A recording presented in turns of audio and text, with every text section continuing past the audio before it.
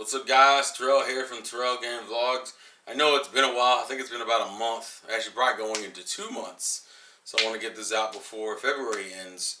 Realistically, I think in terms of video making in general, I've completely slowed down. I've kind of gotten stuck in the rut of making like podcasts and streams and shit. It's primarily been streams. If I make any content, the only videos I record anymore are the episode reviews I did for Pokemon on the anime channel. And I'm trying to get back into it because, hell, I'm still paying for fucking editing software I'm not goddamn using. So why not use the software I'm paying to not use?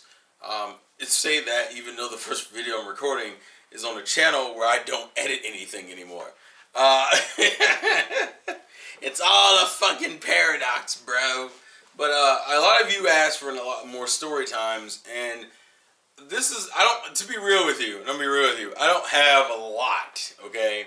I have some moments that work, but like I don't have enough to be consistent. Like I don't have enough to be putting out like once a week or even once every 2 weeks. I barely would say I have enough to do like a full year's worth, like once a month or something. So part of the reason why I don't put out these Storytime videos that often is because I'm only 28 and I don't have like an insane amount of shit that's happened to me.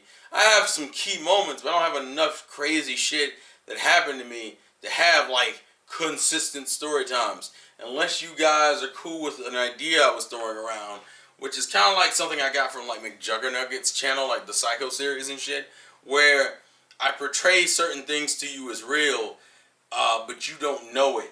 Like I won't ever tell you which story is real or not, but I'll have them labeled under a series. And some of the stories in that series would be real, but some of them wouldn't be. It's like I feel like that's the only way I'd be able to do it is to keep up story times, because I can make up shit all day. Like people don't understand. I've already created like imaginary worlds and shit since I was a kid. It's not hard to create a narrative and then just essentially make stories that fit into that narrative. You just would never know which of those stories are real.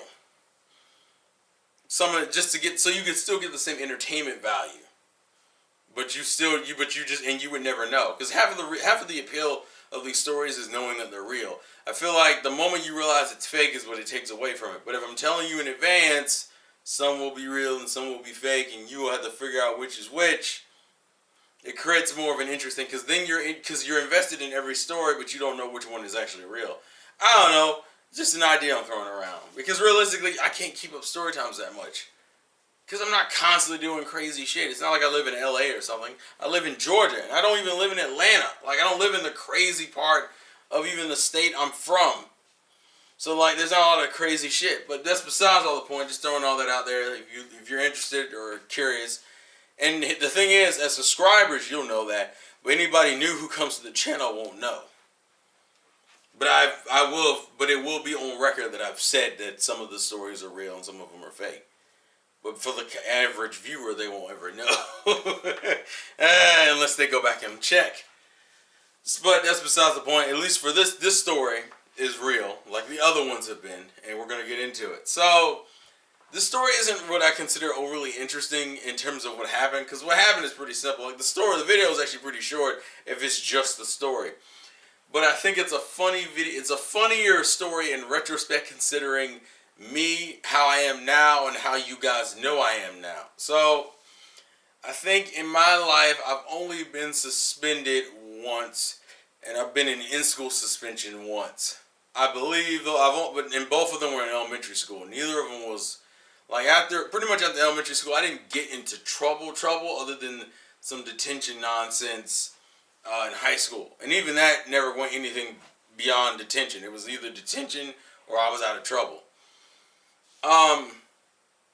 One of the funnier things that happened is some of you would go, damn, that means you must be a bad kid if you got suspended in elementary school. Well, I got suspended in kindergarten.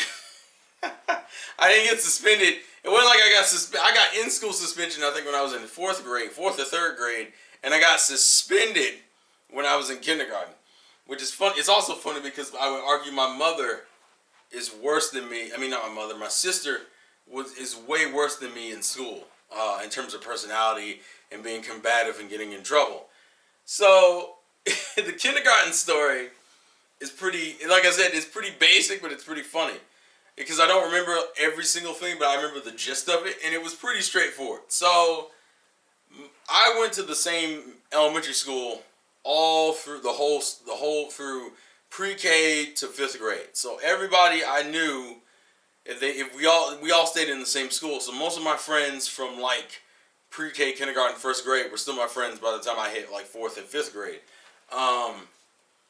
So, and it's funny because the friend that's involved in this story, I have him added as a friend on Facebook still. We haven't talked in years because we stopped seeing each other after we went to middle school. But like after we all went to different middle schools.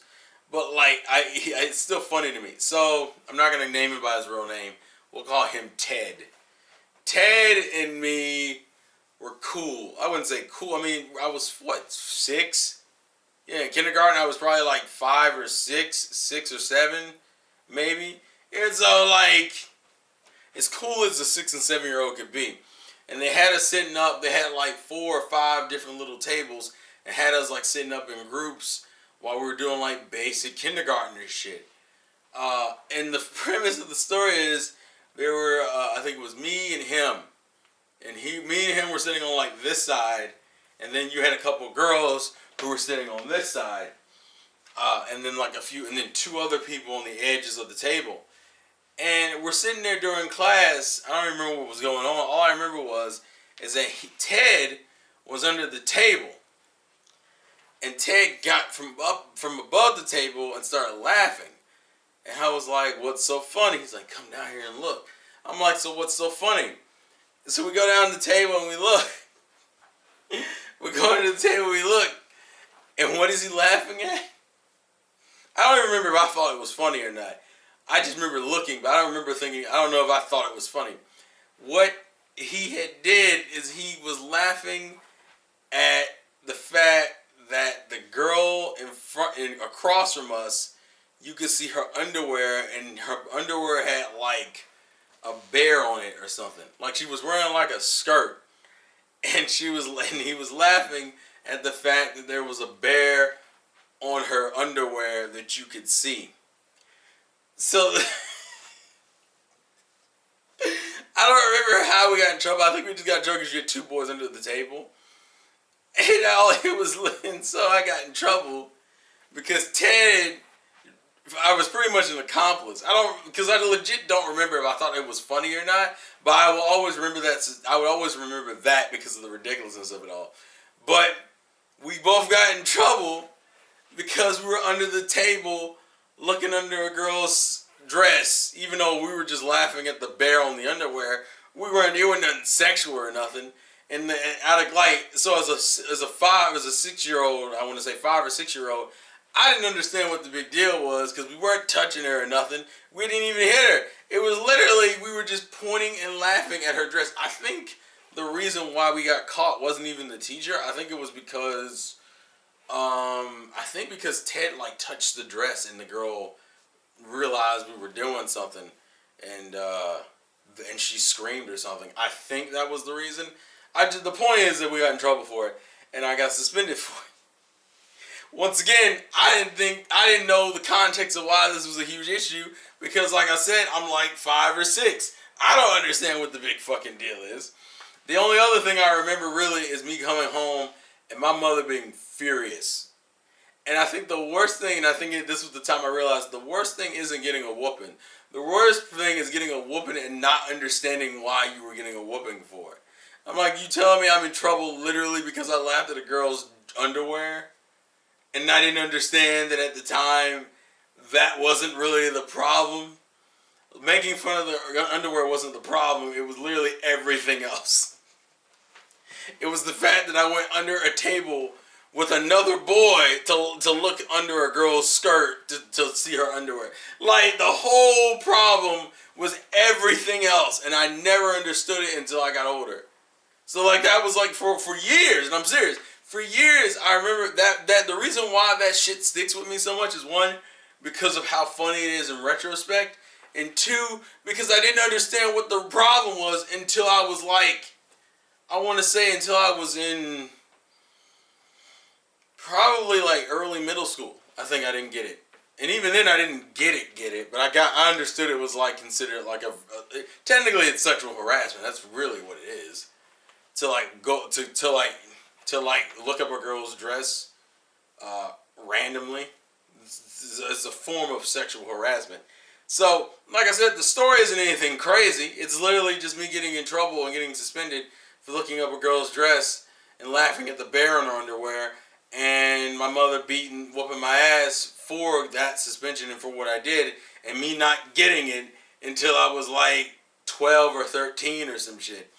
The funny thing just being that that considering I'm a man of waifus and a man of that culture, of the waifu anime titty culture, that was the thing, that was like one of the first things I ever got in trouble for. And it was before any of that shit was even relevant in my life. Actually, at 5 or 6, I was probably, what is that, 1990, that was 1990 what? 7? Maybe? 1996 or 7? And I was out here getting in trouble for that. So hell, I don't even think Pokemon. I was just a kid. I had no like hobbies or interests. I hadn't even seen anything to even have that interaction. That was the crazy. To me, in retrospect, is one of the craziest stories, just because of the correlation from now to then to now. But like the story itself isn't overly interesting. It's just the fact that I didn't fucking realize. It's so fucking stupid. It's a basic fucking story, but what makes it funny is literally the insanity behind it. The hindsight. That as a 28-year-old, I could look at myself back like over 20 years ago and go, yeah, I was a deviant even there. Even though, like I said, it wasn't even my fucking fault. It wasn't even like I was down there looking because I was interested. It was literally because my friend was laughing and I wanted to be in on the joke.